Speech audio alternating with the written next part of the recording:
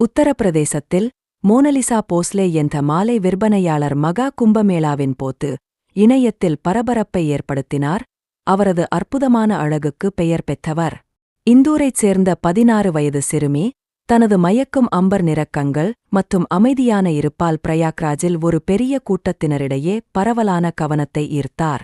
அவரது நீண்ட சடைமுடி மற்றும் அழகான நடத்தை பிரபலமான ஓவியத்துடன் ஒப்பிடுவதற்கு வழிவகுத்தது, ஏனெனில் அவரது வீடியோக்கள் விரைவாக வைரலானன. இருப்பினும் இந்த திடீர் புகழ் மோனாலிசாவுக்கு குறிப்பிடத்தக்க சிரமங்களுடன் வந்துள்ளது. தனக்குக் கிடைத்த புதிய புகழின் காரணமாக தனது பணிக்கு துன்புறுத்தல் மற்றும் இடையூறுகளை எதிர்கொள்வதாக அவர் புகார் அளித்துள்ளார். பார்வையாளர்களும் சமூக ஊடக செல்வாக்கு மிக்கவர்களும் ஏராளமானோர் அவரது கடையைச் சூழ்ந்து கொண்டனர். இதனால் மாலைகளை விற்பது அவருக்கு கடினமாக இருந்தது.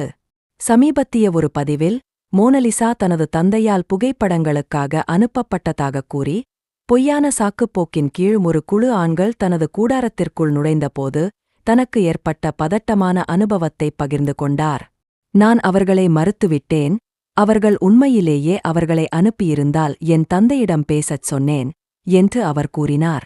அவரது சகோதரர் தங்கள் தொலைபேசிகளிலிருந்து அவரது புகைப்படங்களை நீக்க முயன்றபோது 9 பேர் அவரைத் தாக்கியதாகக் கூறப்படுகிறது.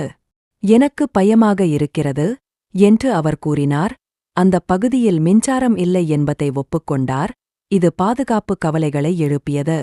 இந்தக் கவலைகளுடன் மோனலிசாவின் தாத்தா கவனம் அவர்களின் அன்றாட வாழ்க்கையை எவ்வாறு பாதிக்கிறது என்பது குறித்து வருத்தத்தை வெளிப்படுத்தியுள்ளார். பிரயாக்ராஜில் அவள் மிகவும் வருத்தமாக இருக்கிறாள். மக்கள் அவளைப் பின்தொடர்ந்து புகைப்படம் எடுத்துக்கொண்டு அவளுடன் பேசிக்கொண்டே இருக்கிறார்கள். இதன் பொருள் அவளால் மாலைகளை விற்க முடியாது என்று அவர் விளக்கினார்.